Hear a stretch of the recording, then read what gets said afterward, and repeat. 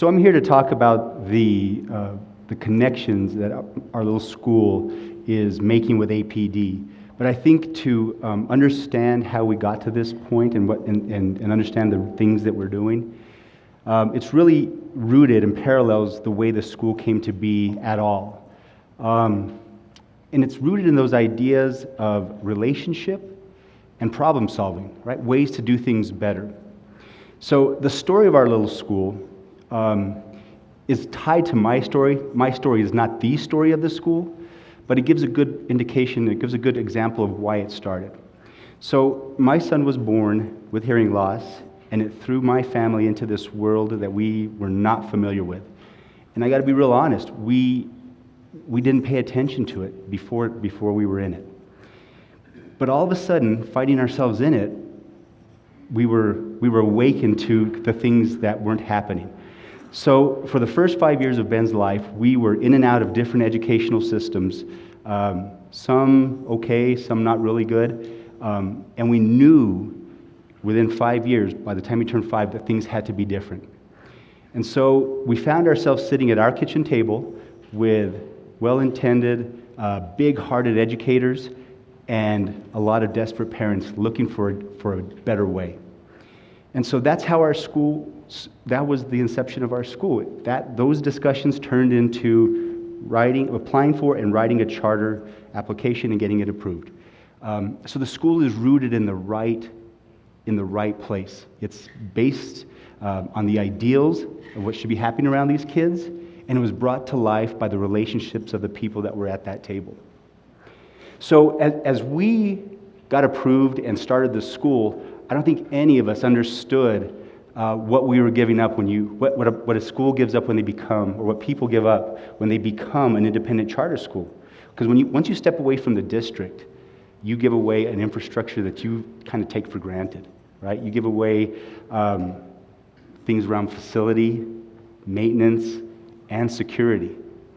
And so, again, we were kind of thrust into that place where we had to figure out ways to solve problems, how to fill the gaps of being an independent charter school. So, again, we turned to the things that we knew, the relationships. We reached out to different organizations around our area in the community, different folk to come and help us kind of fill those things that we had taken for granted when we left the district. So 2 Decembers ago, the tragedy at Sandy Hook Elementary School rocked the nation in Connecticut, the school shooting. It was especially scary for us at the Albuquerque Sign Language Academy. We exist on the corner of 7th and Lomas. We are a retrofitted old county office building.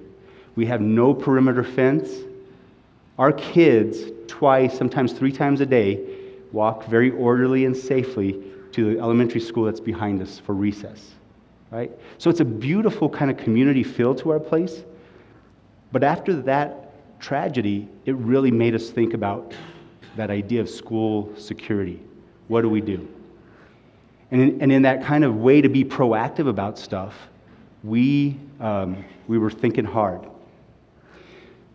So credit where credit's due. My wife walked into the school one day and said, "I have an idea." I think she took it from something that happened on TV, but whatever, right? And she said, and we jumped on it because it was the right idea.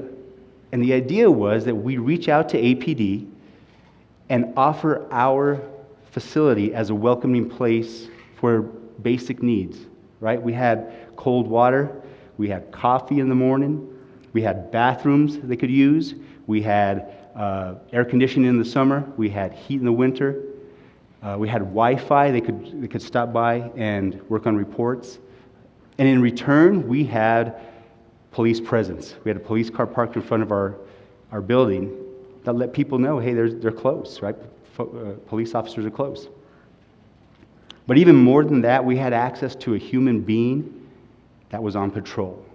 And that idea of relationship then came into play, right? Again, we could make friends with a person to do all those things that good relationships do. So that idea has brought us to a place now where we want to reciprocate. We want to help APD get better at what they do. And our expertise is around language tied to deaf folk.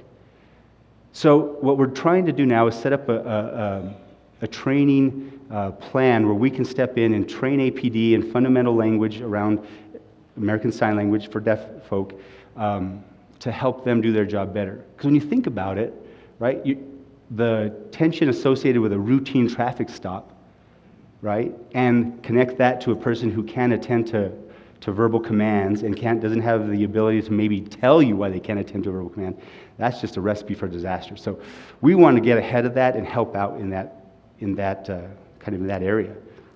But I got to be real honest. I have a 10-year-old boy that's deaf that will one day be an adult person who could run into issues with the police. I want to be part of that solution.